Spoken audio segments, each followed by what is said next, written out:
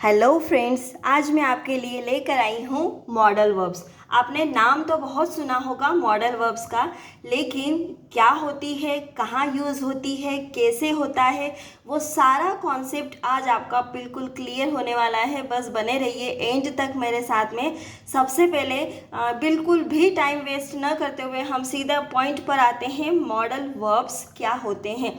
Modal verbs एक तरह की सहायक क्रियाएं जिनको इंग्लिश में हेल्पिंग वर्ब्स बोला जाता है। मॉडल वर्ब्स एक तरह की हेल्पिंग वर्ब्स ही होती है।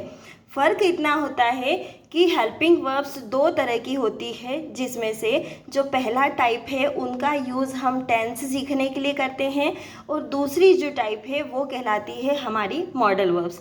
टेंस सीखने के लिए मतलब is am are, was were, has, have, had, been, ये सारी जो हैं हमारी वो वाली हेल्पिंग वर्ब्स है जो टेंस डिसाइड करने में हमारी मदद करती है। जो मेन वर्ब के साथ मिलकर सेंटेंस का टेंस डिसाइड करती है, वो किस टाइम पर हुआ है या उसमें जो काम मेंशन हुआ है वो किस स्टेटस पर हुआ है, किस स्टेज में हुआ है, मतलब कितना ख़त्म हुआ है, कब हुआ है, पास्ट में हुआ है, प्रेजेंट में चल रहा है या फ्यूचर में होगा।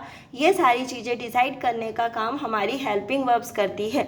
मॉडल वर्ब्स जो होती हैं वो टेंस डिसाइड नहीं करती, ये मेन वर्ब का मूड डिसाइड करती है। मूड कैसे डिसाइड होता है?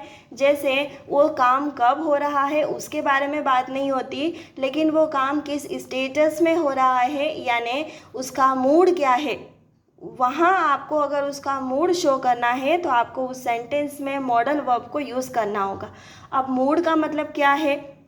मूड का मतलब आपको अगर कोई काम करना है तो उसकी आप परमिशन मांग रहे हो, किसी को परमिशन दे रहे हो, ऑफ़र दे रहे हो, सजेशन दे रहे हो, यानी सलाह दे रहे हो, या वो काम करना आपके लिए बहुत ज़्यादा ज़रूरी है ये बता रहे हो। उस काम के होने की संभावनाएं हैं, कितनी संभावनाएं हैं, प्रबल संभावना है या फिर कम संभावनाएं हैं, या फिर वो काम करने की आपकी हिम्मत है, आपको करना पड़ेगा।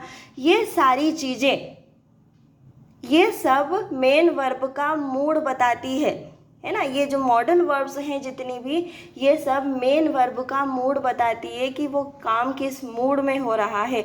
और उस मूड बताने के लिए आपको बहुत सारी मॉडल वर्ब्स होती है, लेकिन जो बहुत मेन है वो मैं आपके लिए यहाँ पर लेकर आई हूँ। चलिए शुरू करते हैं। जैसे देखो मैंने यहाँ पर मेंशन की हुई है can, must, should, may, could और माइट, 6 हैं। अगली जो वीडियो होगी उसमें मैं इसके बाद वाली जो हैं उनको डिटेल्ड में एक्सप्लेन करूँगी। चलिए सबसे पहले हम चलते हैं हमारी कैन।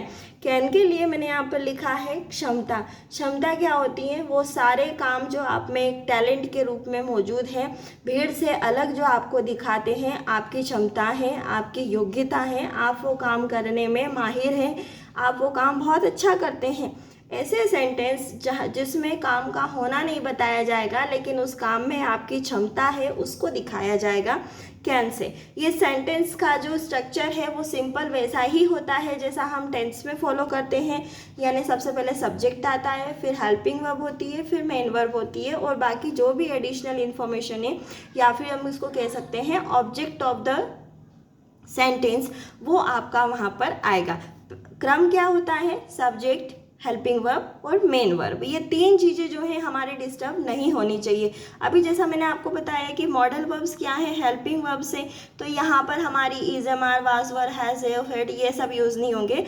हेल्पिंग वर्ब की जगह पर आपको इन मॉडल वर्ब्स का यूज़ करना है। तो सबसे पहले क्रम क्या बनेगा? सब्जेक्ट, फिर मॉडल वर्ब और फिर हमारी मेन वर्ब और लास्ट में ऑब्जेक्ट। तो यहाँ पर जैसे हमने लिखा है कि क्षमता बताने के लिए कि वह डांस कर सकती है।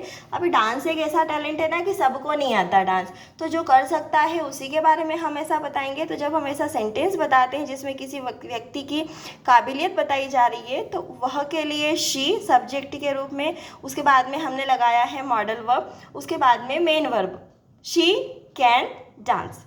ठीक है, तो ये एक पैटर्न होता है, ये आप सीख लीजिए। अभी आप में अगर 10 योग्यताएं हैं जो आप अपने बारे में बताना चाहते हैं, तो बस आप अपना सब्जेक्ट रखिए आई और कैन, और I can run fast, I can speak English, I can cook food.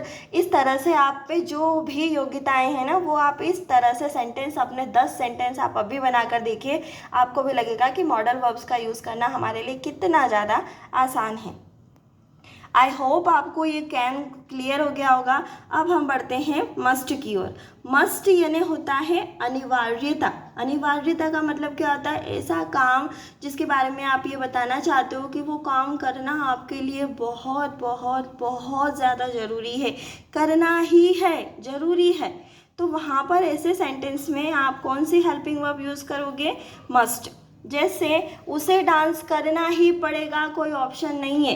कभी कभी ऐसी सिचुएशंस बनती है ना कि स्टेज पर आपको, आपका भले ही मन नहीं हो, लेकिन कोई और आपको बोलते हैं कि तुम्हारे पास कोई ऑप्शन नहीं है, आपको डांस करना ही पड़ेगा। तो वैसी सिचुएशन में जब वो काम करना आप नहीं टाल सकते, वो बहुत ज़्यादा ज़रूरी है, तो उसके लिए हम जो हेल्पिंग वर्ब यूज़ करेंगे वो क्या होगी? मस्ट। तो शी मस्ट डांस। देखिए, एक सेंटेंस, एक मॉडल वर्ब से आपके जो मेन वर्ब है उसका मूड चेंज हो गया। यहाँ पर आप क्षमता बता रहे हैं, यहाँ पर आप ये बता रहे हैं कि ये जो मेन वर्ब है ये करना बहुत ज़्यादा ज़रूरी है, आप नहीं टाल सकते उस काम को, ठीक है। तो ऐसे जो काम जो आपके लिए करना बहुत ज़्यादा ज़रूरी है, जैसे हम बोलते हैं कि गाड़ी चलाते वक्त हमें हेलमेट पहनना चाहिए, या फिर खाना खाने से पहले हमें हैंड वॉश करना चाहिए। ऐसे काम जो बहुत ज़्यादा ज़रूरी है, मेरी मम्मी की तबीयत ख़राब है, मुझे जाना ही चाहिए, ऐसे कामों में आप सेंटेंस में बस आप सब्जेक्ट लगाओ, आपकी मॉडल वर्ब लगा दो, और जो आपकी मेन वर्ब है सब्जेक्ट में वो लगा दीजिए। उसके बाद सेंटेंस में जो कुछ भी बच रहा है आप पीछे डाल दीजिए।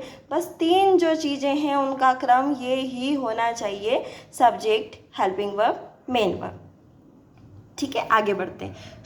शुड होता है जनरल सलाह देने के लिए। जैसे आजकल लोग क्या है ना, रास्ते चलते सलाह दे देते हैं, आप करो ना करो आपकी मर्जी, है ना। उसमें आपका कोई बहुत भारी नुकसान नहीं है, लेकिन कुछ कुछ काम ऐसे होते हैं जो हम नैतिकता के लिए, हमारे संस्कार ऐसा कहते हैं, या हमें परिवार में ऐसा करना सिखाया गया है, या जो चीज़ें करना हमारे लिए फ़ायदेमंद है, तो उनके लिए हमें हमेशा सलाह दी जाती है हमारे परिवार की तरफ से, हमारे शिक्षकों की तरफ से, हमारे समाज की तरफ से, कि आपको ये काम करना चाहिए। बहुत ज़रूरी नहीं है कि अगर आपने नहीं किया तो आपको पनिशमेंट मिलेगी या आपका कुछ बहुत बड़ा नुकसान है।